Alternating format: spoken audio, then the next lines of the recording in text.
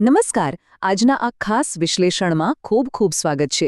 જો ઘણીવાર એવું બને છે કે આપણે રાત દિવસ સખત મહેનત કરીએ છીએ, છતાં પ્રગતિ જાણે કે અટકી ગઈ હોય એવું લાગે છે. તો આવું કેમ થાય છે?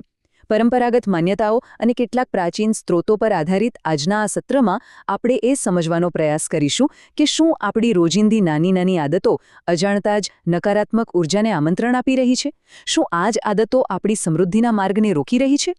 આ ખરેખર એક અત્યંત રસપ્રદ વિષય છે જે દર્શાવે છે કે કદાચ માત્ર સખત પરિશ્રમ જ પૂરતો નથી હોતો. તો એક મોટો પ્રશ્ન એ થાય છે કે શું આપણી રોજિંદી આદતો ખરેખર સંપત્તિને નષ્ટ કરી શકે છે? જરા વિચારો. આપણે જીવનમાં સફળતા મેળવવા માટે સખત મહેનત કરીએ છીએ, પણ ક્યારેક ઘરમાં કારણ વગરનો કંકાશ રહે છે અથવા તો પૈસા આવતાની સાથે જ ખર્ચાઈ જાય છે. આ સ્ત્રોતો મુજબ કદાચ આપણી આસપાસની અમુક આદતો અને દિનચર્યામાં છુપાયેલી અપવિત્રતા જ આર્થિક અને ભાવનાત્મક સ્થિરતાને અટકાવનાર મુખ્ય ગુનેગાર હોઈ શકે છે. ચાલો આ ખ્યાલના પાયાને થોડું ઊંડાણપૂર્વક સમજીએ. અહીં વાસ્તુ ઉર્જા અને પરંપરાગત માન્યતાઓને એક વિજ્ઞાન તરીકે વર્ણવવામાં આવી છે. આ માન્યતાઓ મુજબ આપણા ભૌતિક વાતાવરણ અને સંપત્તિ વચ્ચે ખૂબ જ ઊંડો અને સીધો સંબંધ છે. મતલબ કે આપણે રોજબરોજ જે કાર્યો કરીએ છીએ તે માત્ર શારીરિક પૂરતા સીમિત નથી, પરંતુ તે ઘરની ઊર્જા સાથે જોડાયેલા હોય છે અને આ ઊર્જા જ અંતે આપણી સમૃદ્ધિ નક્કી કરે છે. તો આજના વિશ્લેષણમાં આપણે કુલ 21 પરંપરાગત ભૂલોને 5 મુખ્ય વિભાગોમાં વહેંચીને સમજીશું. આ 5 વિભાગો છે: ઘરની સ્વચ્છતા, વ્યક્તિગત સ્વચ્છતા અને માવજત, મન અને આધ્યાત્મિક શિસ્ત, પવિત્ર સ્થાનોનું સન્માન અને છેલ્લે સકારાત્મક ઊર્જા કેળવવી. આ એક બહુ જ વ્યવસ્થિત માર્ગદર્શિકા છે જે આપણને આ પરંપરાગત માન્યતાઓ પાછળના તર્કને સમજવામાં મદદ કરશે. શરૂઆત કરીએ આપણા પહેલા વિભાગથી, જે છે ઘરની સ્વચ્છતા. આપણું રહેઠાણ સકારાત્મક ઊર્જાના પ્રવાહને કેવી રીતે અસર કરે છે તે ખરેખર જાણવા જેવું છે. જુઓ, અહીં દર્શાવેલી 4 સામાન્ય આદતોને આ સ્ત્રોતોમાં કેટલી ગંભીર માનવામાં આવી છે તે જાણવું રસપ્રદ છે. સૌથી પહેલું, રાત્રે કચરો વાળવો. એવું મનાય છે કે રાત્રે કચરો વાળવો એ ઘરની શુભ ઊર્જાને વહાવી દેવા સમાન છે. એવી માન્યતા છે કે દેવી લક્ષ્મી સ્વચ્છતામાં વાસ કરે છે અને રાત્રે સફાઈ કરવાથી તેઓ ઘર છોડી શકે છે.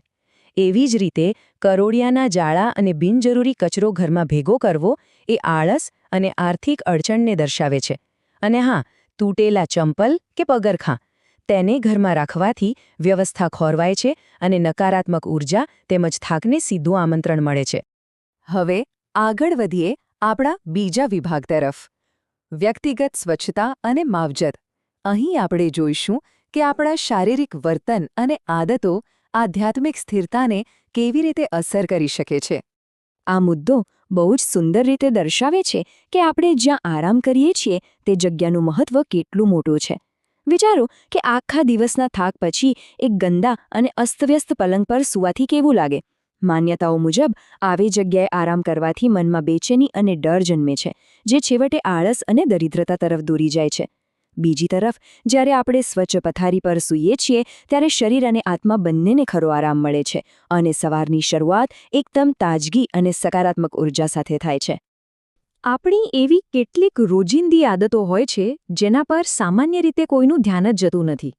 દાખલા તરીકે ઊંધા સૂવું. એવું મનાય છે કે એનાથી શરીરની ઊર્જા અસંતુલિત થાય છે. એ સિવાય દાંતથી નખ કાપવા એ આત્મબળ અને આત્મવિશ્વાસની હાનિનું પ્રતીક મનાય છે. આશ્ચર્યની વાત તો એ છે કે ડાબા પગથી કપડાં પહેરવાની શરૂઆત કરવી એ ઉલટી ઊર્જાને આમંત્રણ આપવા સમાન ગણાય છે. અને વાળ માટેના નિયમો પણ છે. જેમ કે પુરુષો માટે 40 દિવસ સુધી વાળ ન કાપવા તે અનુશાસનહીનતા દર્શાવે છે, જ્યારે મહિલાઓ માટે ઊભા રહીને વાળ બાંધવાને બદલે બેસીને વાળ બાંધવાને આધ્યાત્મિક અનુશાસન અને માનસિક એકાગ્રતા વધારવાનો માર્ગ ગણવામાં આવ્યો છે. ચાલો હવે ભૌતિક દુનિયાથી થોડા આગળ વધીને અંદરની દુનિયા તરફ જઈએ. આપણો ત્રીજો વિભાગ છે મન અને આધ્યાત્મિક શિસ્ત. અહીં વિચારો અને બોલાયેલા શબ્દો કેવી રીતે આપણી વાસ્તવિકતાનું નિર્માણ કરે છે તેના પર ભાર મૂકવામાં આવ્યો છે. આ સ્ત્રોતોમાં એક બહુ જ ઊંડી વાત કહેવામાં આવી છે. આપણા શબ્દોનું વજન કેટલું છે તે આ વાક્ય પરથી જ સમજી શકાય છે.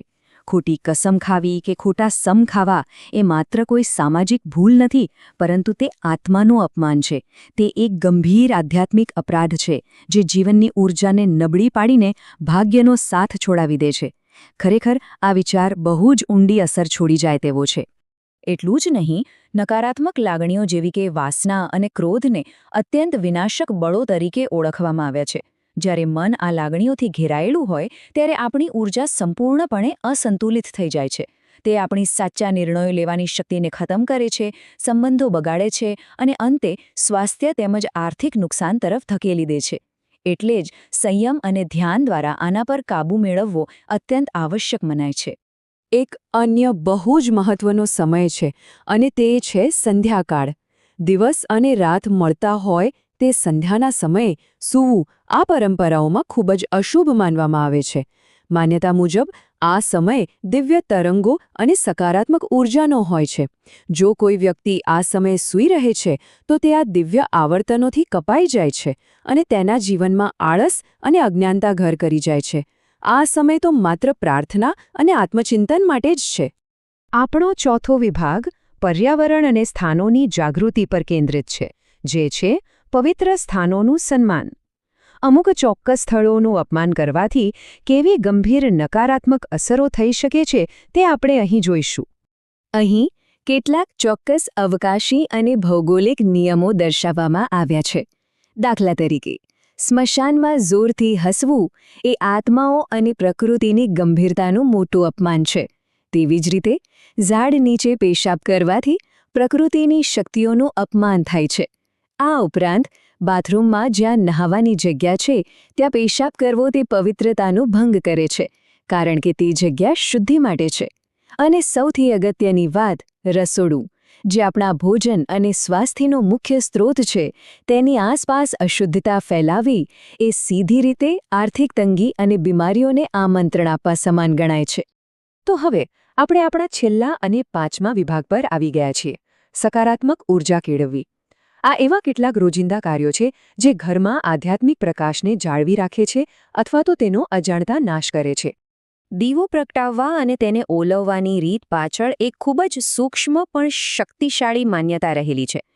દીવો એ જ્ઞાન અને ઈશ્વરીય પ્રકાશનું પ્રતીક છે, ખરું ને? તેને ફૂંક મારીને ઓલવવું એ આ દિવ્ય ઊર્જાના પ્રતીકને અચાનક અને બહુ જ અપમાનજનક રીતે ખતમ કરી દેવા સમાન છે, જે જીવનમાં મોટી અડચણો લાવી શકે છે. જ્યારે તેને ધીમેથી ઓલવવો એ સંતુલન અને શાંતિનો સંદેશ આપે છે. વધુ બે એવા નિયમો છે જે ઘરમાં ઊર્જાનો પ્રવાહ જાળવવામાં મદદ કરે છે. એક, રાત્રે પીવાનું પાણી ક્યારેય ખુલ્લું ન રાખવું, કારણ કે ખુલ્લું પાણી નકારાત્મક રાત્રિના ભેજ અને અપવિત્ર તરંગોને શોષી લે છે.